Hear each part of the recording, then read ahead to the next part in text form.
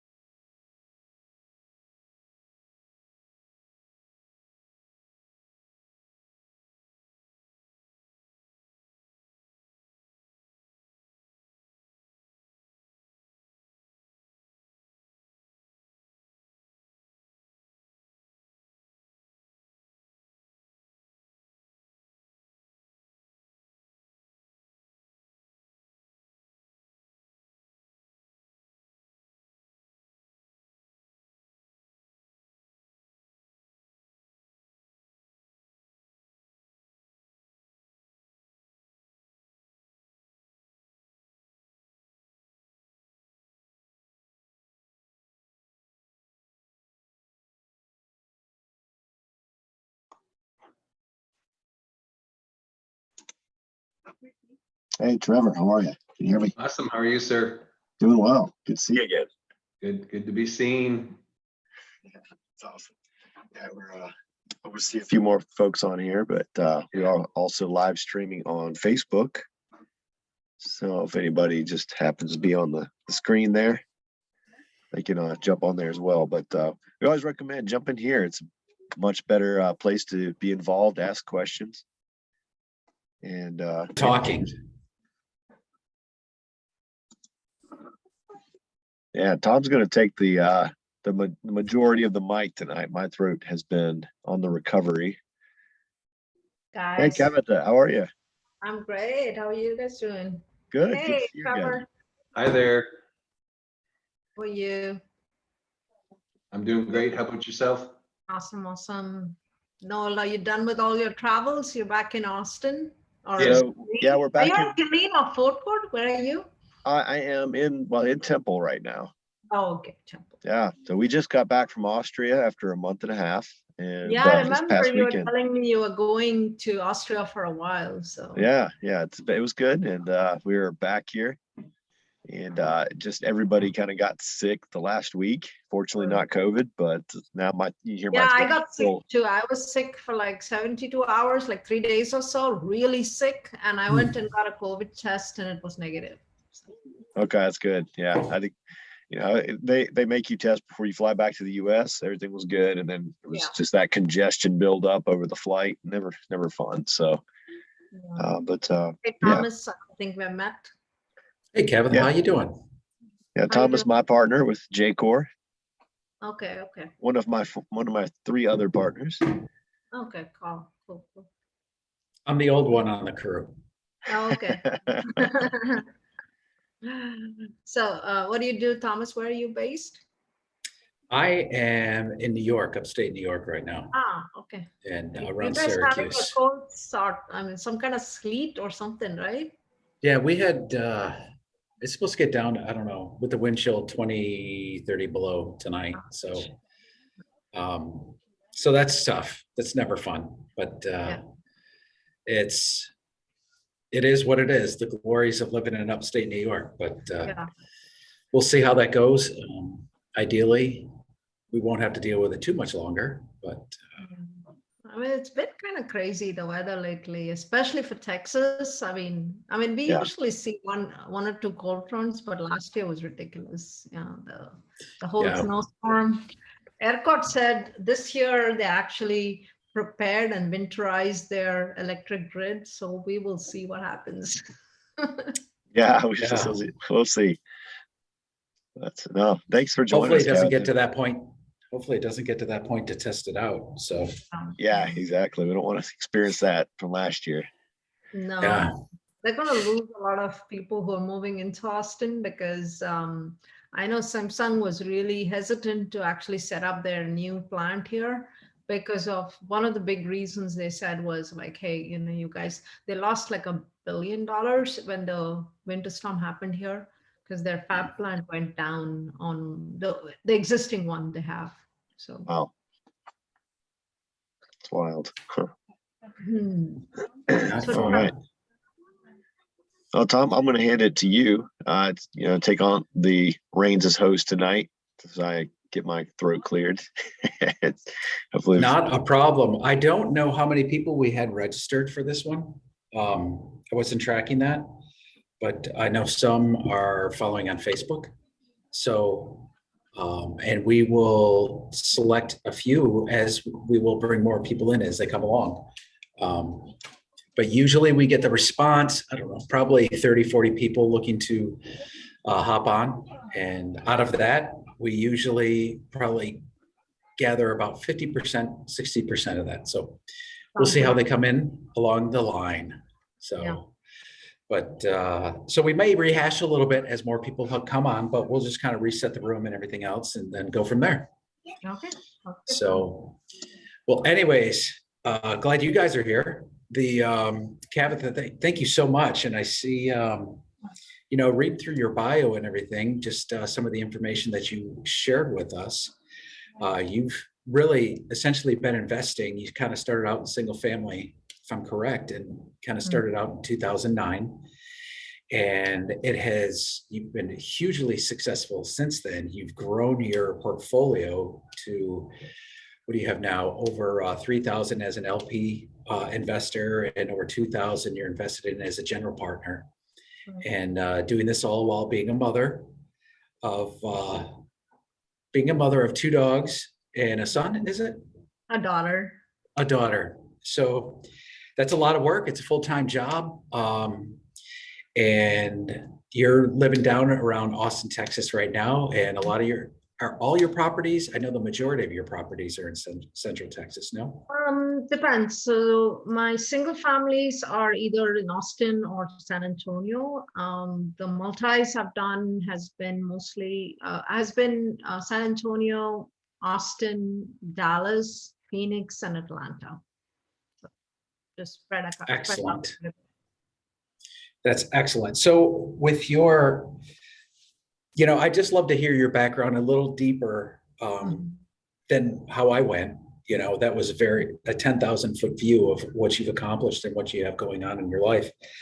But I'd love for you to just kind of share with us, your version of your story. Sure.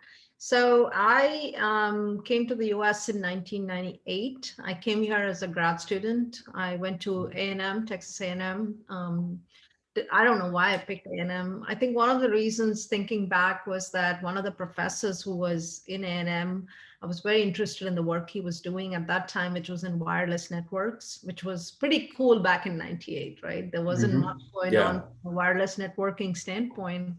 And I had graduated in India and worked in a company for 8 months. And I was doing something related to networking, and I was very interested in computer networks. So I saw the professor and I was like, how Indian dude, might give me a scholarship or a teaching assistant, I'm going to come. So anyway, I did come because of him. I actually was supposed to go to Clemson, which I accepted and then rejected them.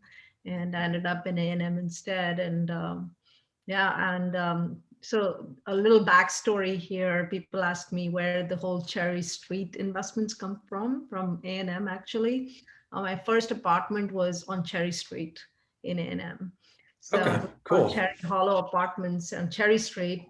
And so the reason I thought about that when I was setting up my company was, I said, hey, what can I use? Really signifies my journey here as an immigrant coming from India with not much. I borrowed $3,000 from my sister, and I came here with 2 70-pound bags, which was the weight limit back then, those huge bags that you couldn't lug around. Times have changed. Yeah. So I landed in Bryan Greyhound Station with those 2 bags, and I was terrified. Wow.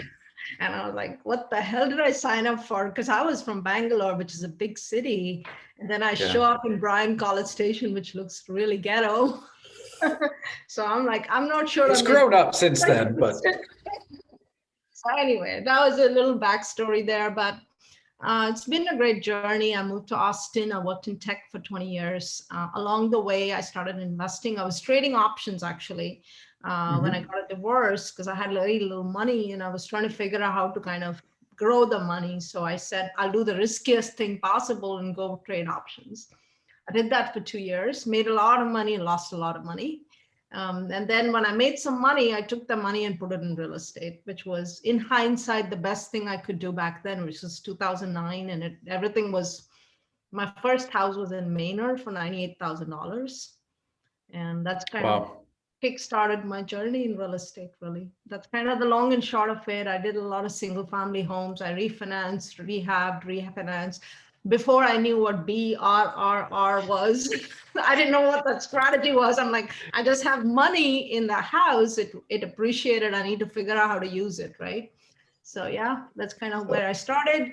In 2017, I got really tired of single family because I had 11 tenants and who were breathing down my neck while I had a full-time job. Now I'm like, I can't be doing this anymore. I have to figure out how to scale better. And I joined, I met right around that time, I met 3 people who introduced me to multifamily. So and the rest just was I mean, just the right people at the right time, it's all about who you meet and how they influence your journey. So yeah, I was an LP in investments for a while. And then I met someone who convinced me that I had potential to be a GP. So I followed him along for the journey on the first deal. And then I was like, okay, maybe I am kind of good at this. So let's keep doing it. So here I am. That's Very awesome. nice. Now, when you, you said you started out, on the LP side. What attracted you? What skill sets did you identify within yourself through those processes as you watched other people running properties? What skill sets did you identify in yourself where you could transfer into a GP position?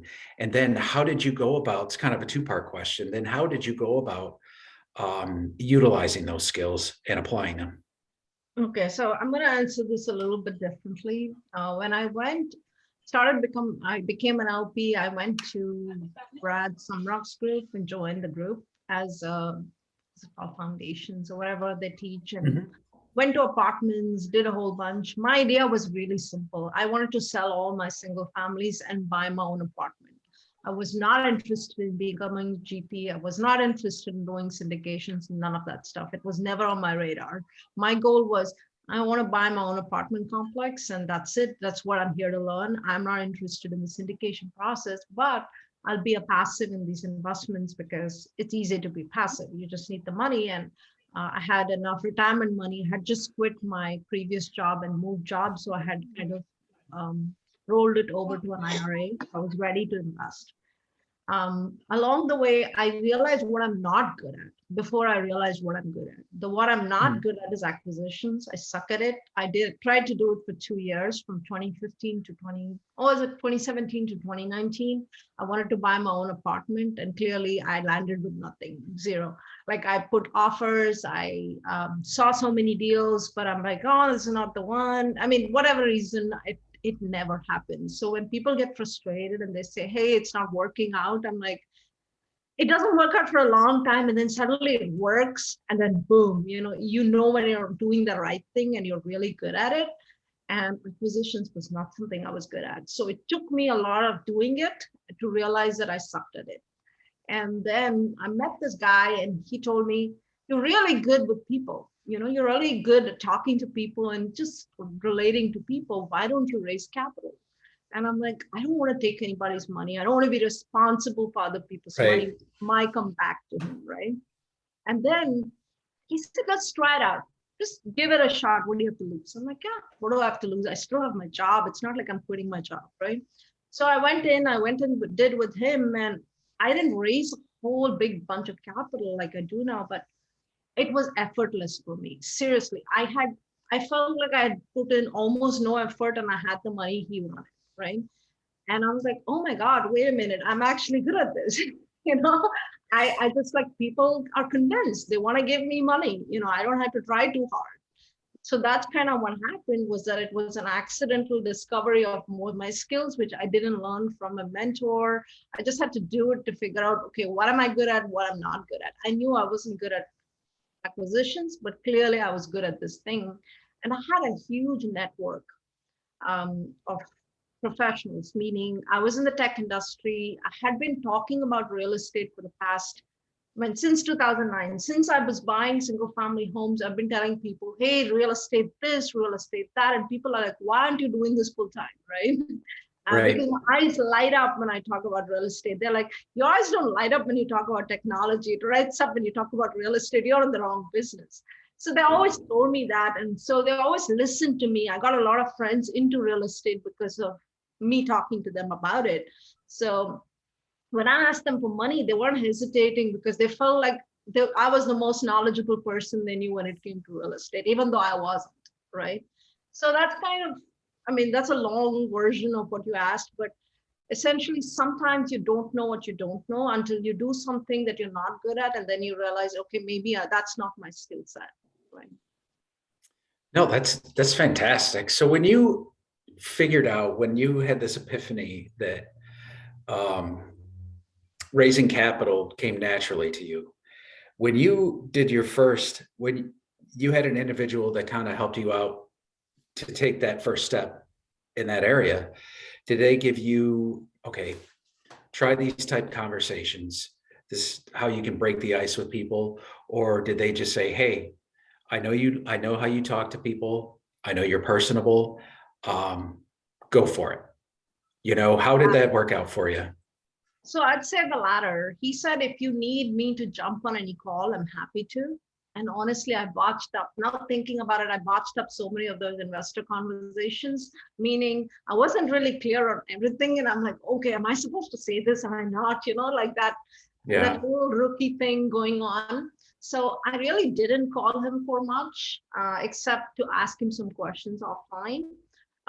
But I think in hindsight, some of us could use that help, meaning, hey, hop on an investor call with me. I want to see how you handle these questions, right? Because there are a lot of questions that come from investors, and I wasn't really confident about handling all of those. But at the same time, when you talk about, there's one thing I have to say, when you talk about translating your previous skills to what you're doing, that happened a lot with me because I had joined a new company in 2015 and I was thrown in the fire literally with that company because they put me in front of a client 2 days into joining my new job and about a products I knew nothing about. So it was kind of like jumping into fire, but I realized what that prepared me for was to be in front of someone talking about something that I didn't necessarily know 100% of, right? Like I was still a rookie for all the kind of questions investors can throw at you, but I didn't know, hey, I'm just going to stand up for what I know. And the rest, I'm like, hey, I don't know the answer to your question. That's a great question. Let me get back to you, right? So I think that confidence only came to me because of my job. It prepared me for that. And in that, journey, I couldn't have really predicted the way it went because my first job that I was in for 15 years would definitely not have gotten me ready for what I'm doing now. So, as they say, right, you connect the dots looking back. Now I can look back and say, oh my God, that job was like hell, but it prepared me for what I'm doing now. So it was pretty cool to think about. That's awesome. So do you have people that you work with now that you may coach or mentor kind of 10, 12 years down the line from when you started or 2015 where you were thrown into the fire? Do you have people that you work with now on how best lessons learned that you've learned along the way, how to engage with others of raising capital?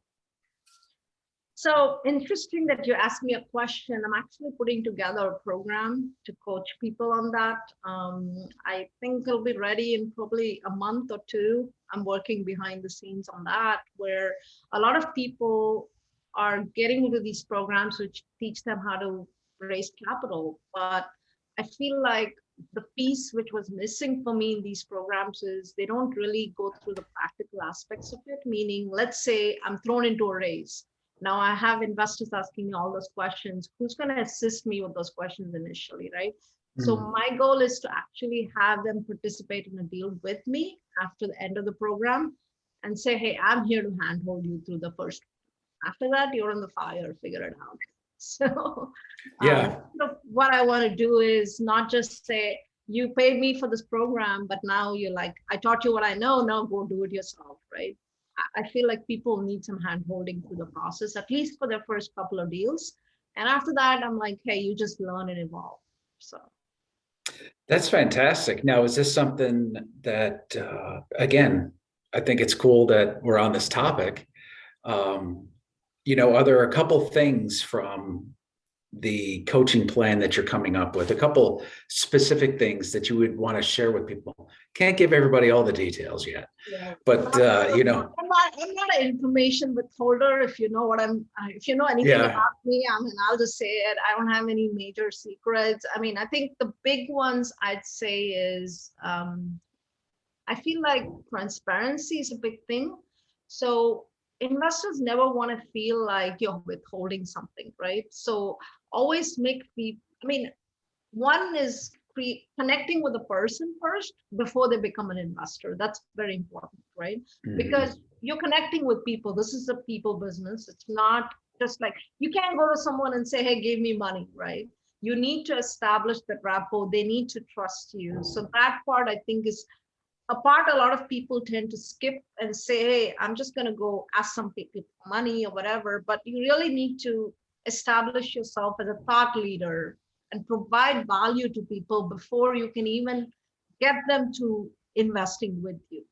So that, I think, has been critical to my success in raising capital, is that I always focus on what am I giving to you? I don't care what you give to me. There are people who follow me literally for a year and a half before they even invest with me. But I'm not actively, chasing them down. They chase me down. So I think that you have to remember that you're in the driver's seat. You are giving them an opportunity. And someone told me this. I can't remember if it was a Joe Ferris podcast or someone somewhere. This was a huge shift for me, and I hope it'll be a shift for someone else as well. You're not asking or begging people for money. You're giving them an opportunity to invest, right? You're giving them an opportunity to grow their money in ways that they probably cannot do themselves.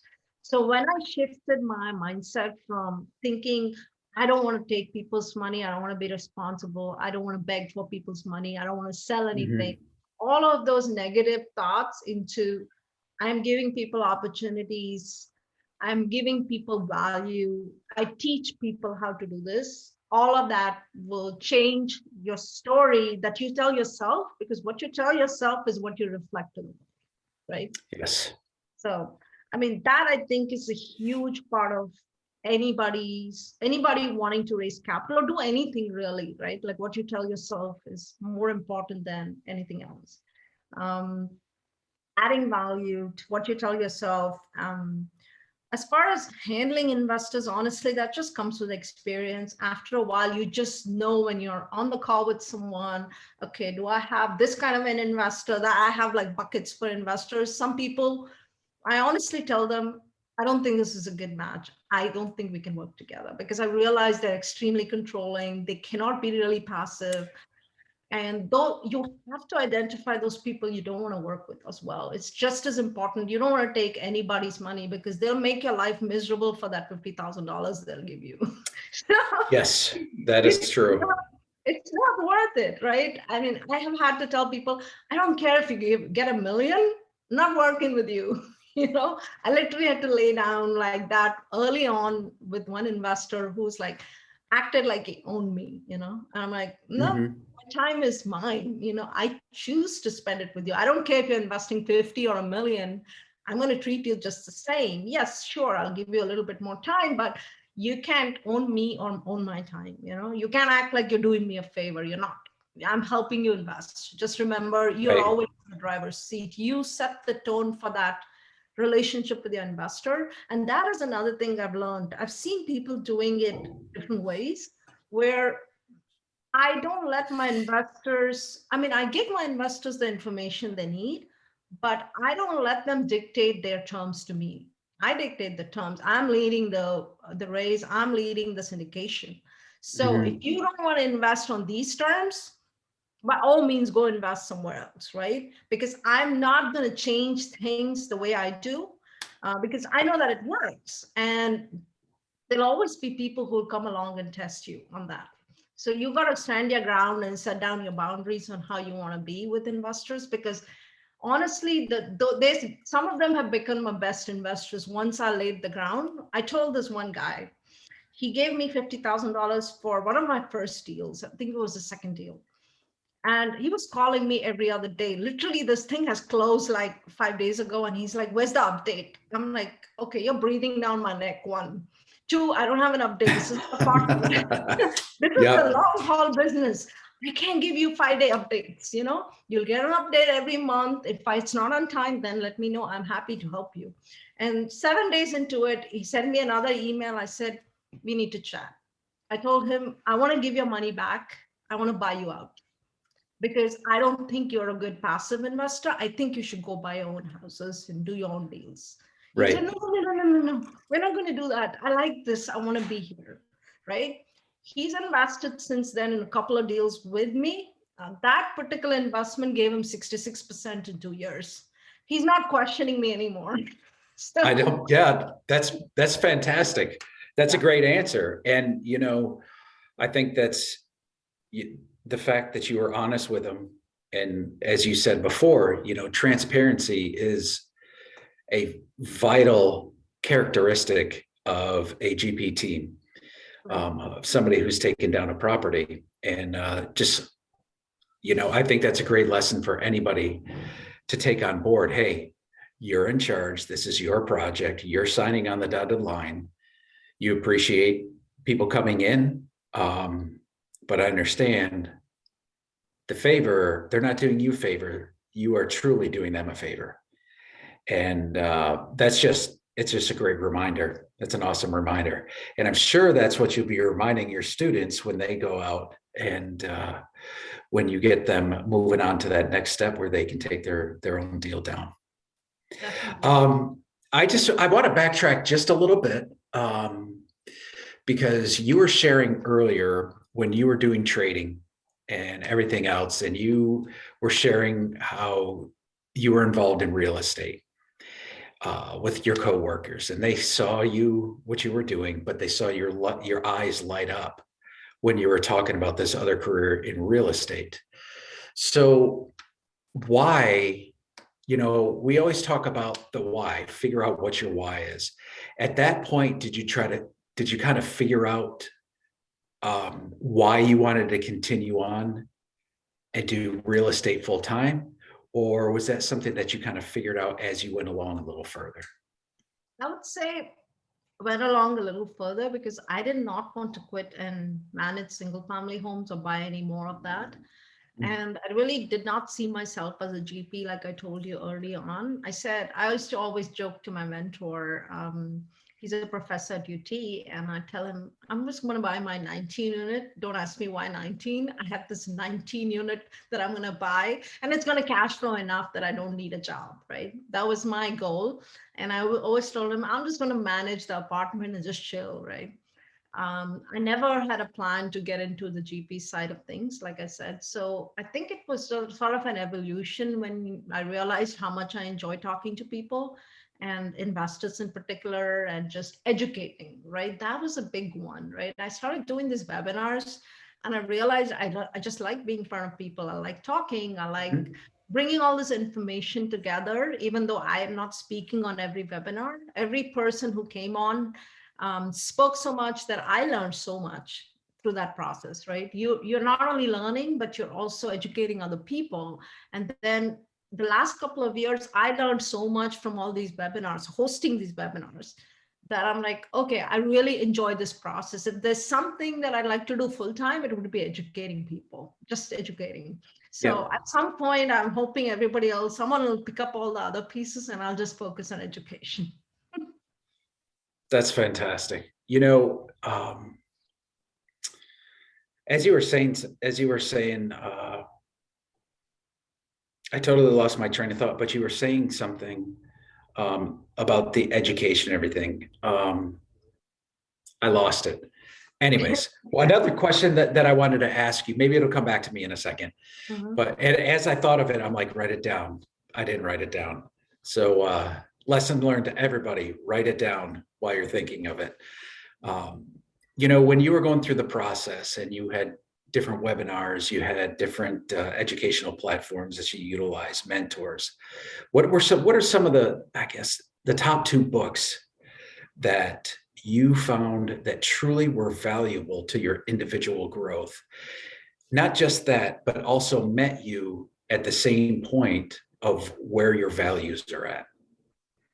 That's a great question. I'd say the top one was this book called The Alchemist. It's written by this Brazilian author called Paulo Coelho. I think it was interesting. I read that book like 5 times. Probably the first time I was like, what is this story of some shepherd? And, you know, it didn't make much sense to me, but I wasn't ready to receive what that book had to offer the first time I read it.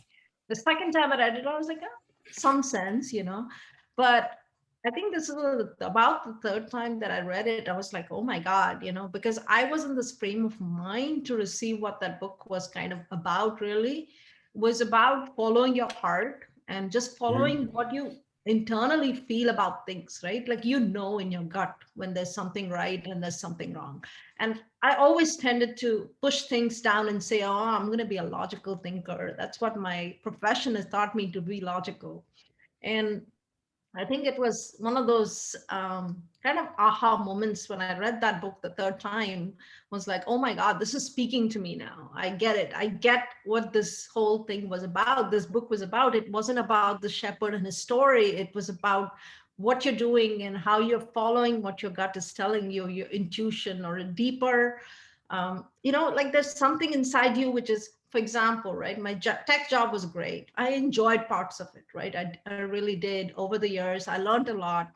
I enjoyed parts of it, but there was always something deeper, which was like, no, this isn't it. This is not it, right? There was a I can't really, it wasn't a dissatisfaction. It was something, it was a bigger, I knew that there was something else for me. I didn't know what it was, but it was a calling which was kind of pulling me.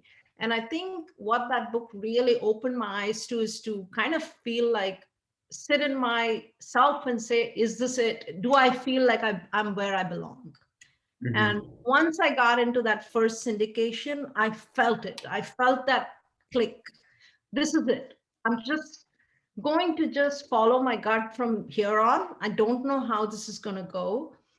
And I'm just going to do it one step at a time. If it works, great. If not, there are always a zillion tech jobs out there. I can go back to one.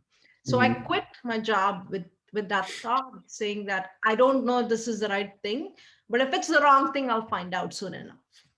So that was definitely a huge book for me from a reading standpoint. I can't really talk about any specific apartment investing or any book which spoke to me. This one definitely comes to mind. I know there was one more, but I can't remember right now. Through reading that book, we know that it's important to find that quality piece of education that hits us and that we can connect to.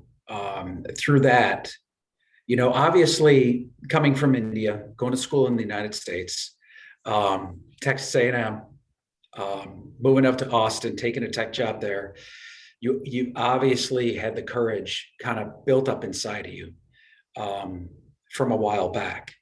Now, through your education and everything else, through your career, what are some of the biggest, because a lot of people don't get involved in real estate because of fear. They're afraid to take that next step. They're afraid of losing money. They're afraid of making a mistake, saying the wrong thing to an investor, making a fool out of themselves, whatever, teaming up with the wrong people, you name it. So, the courage that you have had over the last 12 years through investing,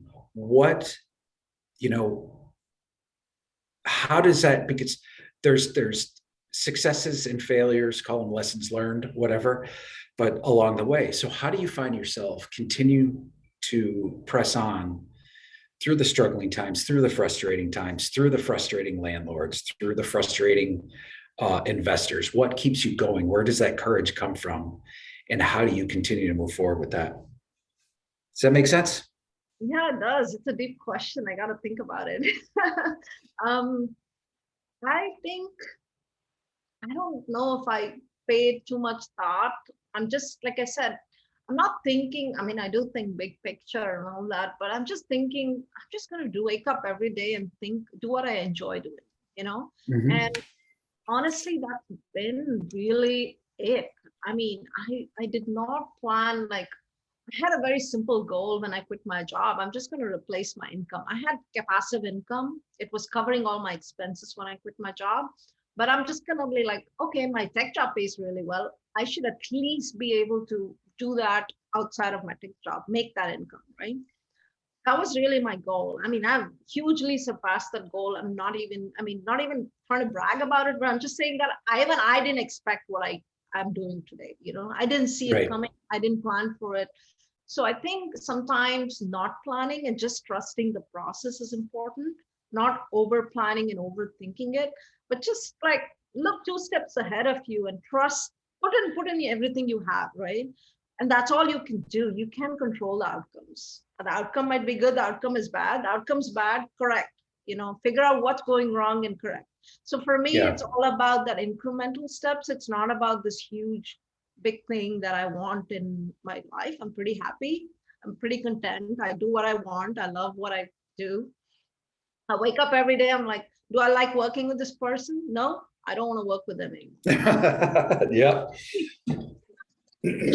Corporate, right? I was stuck working with people I probably hated. So Yeah. now I have that option. That's what I love doing. I'm like, yeah, this is a person I want to hang out with, even outside of work. That's the person I'm working with. There are a couple of people along the way that I did not enjoy being around. Guess what? I cut that project and I said, I don't care how much you pay me. I'm not working here. I'm out. Yeah. So I think as long as you follow your gut and you know where you're supposed to be, like you just close your eyes and say, am I feeling good about this? If it's not, don't do it. That's it. Simple. Yeah. No, I think that's fantastic that so many people, and, whether people listening, on Facebook or wherever, whoever happens to listen to the recording, like you said, you find that thing that you enjoy, that gets you up in the morning, that brings joy into your life. And there's so many people in the workforce today that feel stuck, that feel obligated to run the grind and never being willing to take that step to get themselves out of that. And so, like you said, you had that goal when you shared earlier on, where you said, hey, I'm going to get this 19 unit, and that's going to be your goal. So there's a book, Earl Nightingale. It's called Lead the Field. I don't know if you've read it, but he talks about, setting those goals. But the problem is, as soon as you hit that goal, you got to kind of have another goal. You're going from goal to goal, from success to success. And, so when first of all, you got that 19 unit, did you not? No, actually, I didn't. You didn't? Okay. I decided that it was the guy I did the first deal with as GP. He convinced me that's going to suck me up. He's like, those small apartments will suck you up. Don't get into it. Take the money that you have, put it across multiple syndications. Best advice I ever got. I didn't have to work for it. I didn't have to manage a 19 unit, because if I did that, my focus would have been diluted. I wasn't going to focus on what I do best, which is raise capital, right? Right. I would have now been stuck with managing a 19 unit. So in retrospect, that was really good advice, because it gave me access to so many other deals that I invested in, and I diversified across all of them. Yeah. No, that's fantastic. And so when you got into the LP deals, how much longer was it until you did get into raising that capital? I know you touched base on it earlier, because your single family homes were 2009, and shortly thereafter you started investing in as an LP, correct? No, it was a long while, actually. 2009, and then 2017 was when I got into LP deals. Okay. And so it was a good 9 years. I'd say 2009, I bought a house, then I waited, because the guy I met with, the realtor I met with, he said, hey, there are 10 houses on this lane. Do you want to buy all 10? I said, do I look like I have the money to buy 10? Yeah. I'm a single woman with a job, and I was terrified. I was like, I'm terrified to buy one. Let me start with one, and handling a tenant and doing all this stuff. And I'm like, I'm not sure how it's going to go. In retrospect, I probably should have got 10, but I couldn't have afforded it anyway. So yeah, I just scaled up from that one. I took the money out, bought the next one. I had a house in India. I sold that, and I brought the money here, and then bought a couple more. So it kind of multiplied over time. That's great. That kind of leads me, what you just said right there, the one home that you had bought overseas. How much experience do you have as far as raising capital from people living overseas? Actually, I have not even tapped that. I know there's a huge potential for that. I did do a webinar with one of the attorneys who actually helps people raising get in capital from abroad. It's not that hard. You just have to set up a C Corp, and there's a certain way to handle it just to prevent double taxation. But honestly, I have so many investors in US that I have not needed yet. Don't even really need to go that route. But if I do, then I know I have a huge network there to tap in India as well. Yeah. So I That's do great. know, like one of my friends, actually, my broker, she has a huge network in China. So she brings in a lot of money to her deals through the Chinese investors. So definitely it's out there. It's Dubai, in Saudi Arabia, all the oil money. There's so many opportunities. Canadian investors, I know a couple of people who do Yeah. that. Trevor, you're from Canada, right? Yes, that's correct. Yeah, so there's a lot of money out there as well. But honestly, my network in US is so rich that I haven't needed to, I just can't keep up alone with the volume of investors I have, let alone go to India still. I probably need to build an army before I go to India. Nice, nice. So you're here January 2022. You've been doing this for several years, involved in real estate since 2009. Where do you see yourself in 10 more years as far as your scaling options? I know earlier you said you don't tend to really look out that far, but have you looked out that far and said, hey, you know what direction is this going to go and where would I be? Yeah, I have really mixed thoughts about that. You know, part of me is like, it's just let's do this, let's do that. But I'm like, I like having fun, doing my dancing, going out, traveling. I love traveling. So as long as those things are not compromised, I'm okay with scaling up. So I actually joined a coaching program called Strategic Coach. I don't know if you've heard of them, Dan Sullivan, because their goal is very like how to holistically scale up a business and not make yourself a bottleneck. And that's really my goal right now, because I've become a bottleneck in my business. The growth of my business has become me, and I don't want to be the face of my business anymore. I need to figure out how to get beyond that. So that's kind of the challenges that I'm handling currently, is that I'm literally not seeing investors because I can't, I mean, if I do that, that's all I'll do. I won't have time to do deals. So Yeah. I'm just trying to figure out, okay, how do I scale this thing up? This is not what I even imagined it could be, right? So I think 10 years from now, to answer your question, I want to be heading towards into senior living space. That's clear to me. It's where it's like the writing is on the wall for me. I'm like, I want to be in that space. How and when I get there, I did one deal in senior living, kind of grazed the surface. I'm doing another one this year, but that's kind of where I want to hang my hat, I think, in the long term, because I see potential. Like, I love multifamily, but I'm sorry, guys, multifamily guys, it's done its run up. It's kind of like squeezing a squeezed lemon, there's only so much juice you can pull out of it. That's my fear with multifamily right now, with the kind of prices we're paying for it. Yeah, I don't know. Maybe I'm wrong. I'd love to be wrong. But what I see myself doing is more land deals, which I'm doing right now in Austin. It's hot. It's going to work for now. Long-term single senior living is where I want to be. I'm looking at more setting up. I don't want to give away all the things I'm doing, but setting up some funds, more operating in a fund structure. I'm already setting up some funds, but I want to operate in a bigger fund structure and have 3 funds. Keep it as simple as possible: income fund, growth fund, and maybe a DST of some sort for 1031 exchanges. So kind of long-term, going along that path, trying to figure out an opportunities fund is another one I'm working on right now. So just getting it as simple as possible, where I'm not doing it per deal because it's unscalable.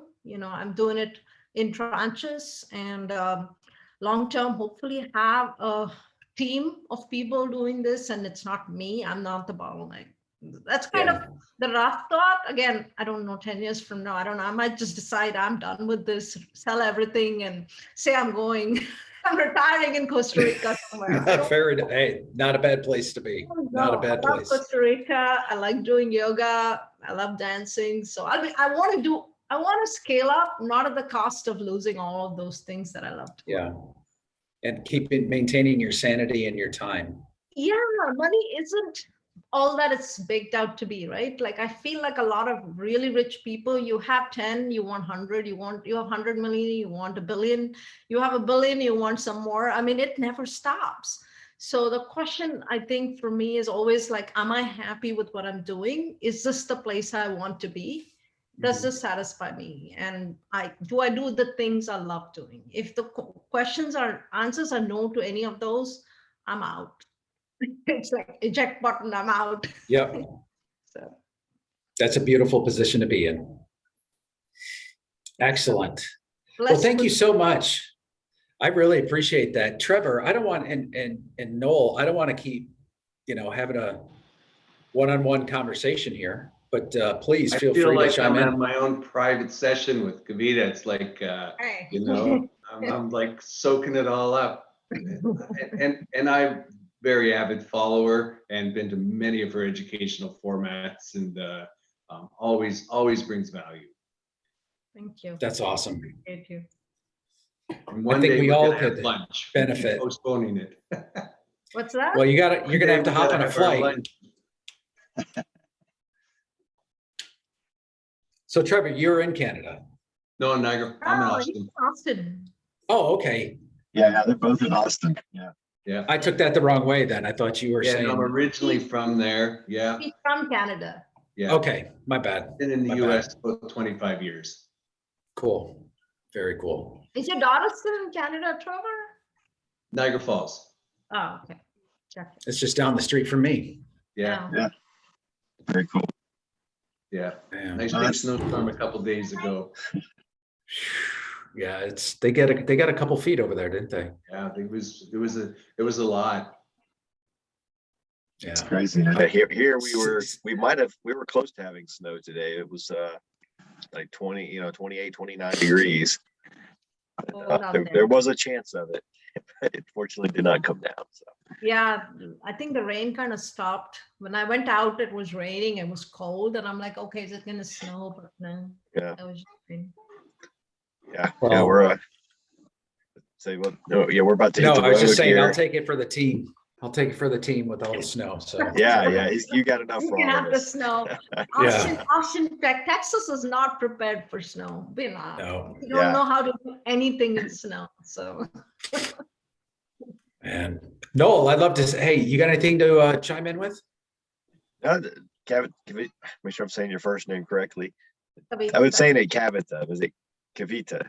close enough, Either way. Kavitha. Okay, Kavitha. All right, awesome. I'll make sure you had it right. But no, I appreciate you joining us tonight. It was awesome to share your story. It's always helps to highlight the power of this, this type of investing and what's what the capabilities are, and how it affords us so many opportunities for financial freedom, and like you said, being able to go down that path and live the life that you want to live and have your own time, your own hobbies and things you enjoy the most for your family and all of that. So it's always great to hear these firsthand accounts, and really hear your story. It really means a lot. So we appreciate it. Thank you. Thanks for having me on. So, Yeah, absolutely. where is your next educational event? Oh, it's online. I mean, I just actually put it out today, January 27th, 7 p.m. Yeah. It's on Facebook. It's on every kind of social media. I think my admin just put out all the flyers today. Nice. And subscribe to her YouTube channel. There's a lot of good information there. I probably sent it out to 100 people, so to subscribe. Thank you, Trevor. She's been growing my business and I didn't even know it. Yeah, no, You're gonna have, like you said, they're coming after, they chase you. Yeah, Yeah. I know. I have like 90 videos or so on YouTube. And Yeah. actually the way it started was I started figuring out, okay, where should I put all these recordings that I'm doing of these webinars? Because people keep asking, where's the recording? Where's the recording? Then you're hunting for emails and forwarding emails to people. And I'm like, no, there's got to be a better way of doing this. And I just created a YouTube channel and started throwing recordings up there. And then I think 700 subscribers later, I'm like, okay, wait a minute. I should be cleaning up my act a little bit and actually cleaning up some of these videos because they look so rookie. I just threw the recording out there. So I got it. And then we started cleaning up the videos and I'm like, okay, now I have a channel. So I think I have like 1,300 subscribers, nothing great. But at some point, I think I'll need to spend a little bit more time on it. But it's one of those things, competing priorities. You have a zillion things to do. Where do you put your time, right? So. Yeah, for sure. Yep. But a lot of people are finding me through YouTube, which is very surprising. I've had like 4 calls in the last couple of days where people said, I watched a YouTube video and what you said really resonated with me. So I wanted to connect with you and invest with you. I'm like, okay, they're already walking through the door, ready to invest. This is not so bad. So, yeah. I think that's the thing about when you don't have any expectations. I feel like you're pleasantly surprised when these things happen, because if you have this huge expectation, then you're disappointed. I just didn't get a chance to get disappointed because I had no expectations. I just like, okay, we'll try it You out. just went for it. I just went for it. And I'm like, hey, otherwise there's always a tech job, right? I'm employable again. So I'll just take the chance. So, yeah. That's awesome. Well, thank you so much. I know the showing up of people on here tonight was a little lackluster, but I'm glad you guys are here. I sometimes really enjoy this a lot more because you don't get all the interruptions and it just kind of flows. So, you know, this is really cool and it's efficient, which is nice. So yeah, and this so will go much. up on our J-Core YouTube page as well. So you'll be able to share that. Everyone, and I mean, I just usually put it in one of my playlists so that way people can see it. You know, and get some. Yeah, sounds great. I'll make sure you get a link to it. Awesome. Yeah, I have a playlist called podcast. Every podcast of mine, I just link it there. So yeah. Okay, very nice. It's a good idea. So if you guys, anybody who wants to get in touch with you, of course, we're going to ask you, what's the best way that somebody can do that? You can go to my website, cherrystreetinvestments.com, all spelled out, cherry as in the fruit cherry. Also, I'm on LinkedIn. My last name is really painful, but I don't know if it's out here, but yeah, it's Kavitha Baratakke. But yeah, you can look me up on LinkedIn, social media of any sort, really, except Twitter. I'm not on Twitter. But I'm pretty active on Facebook and LinkedIn. Somewhat on Insta. Insta tends to be hard for me because I'm old. I'm learning my way around Instagram. It's all these young people. Age is relative, but I don't do Instagram either. Yeah, it's hard. Like I'm constantly asking my daughter, can you do this for me? And I'm like, she's like, Mom, I'm like, just manage my Insta. I can't do it. I know. Yeah, I'm having to learn how to do all that. So it's too many social media, and someone is like, oh, come on Telegram and come on Clubhouse, and I'm like, gosh, I can only wrap. I tried Clubhouse for a while, but I'm like, there's just way too much stuff. I mean, if you suck up all this time in social media, when do you have time to do everything else? So yeah, that's so true. So definitely challenging. Well, thank you so much. And again, if anybody's out there and wondering where your name came from, if you logged on late, it is because you are an Aggie.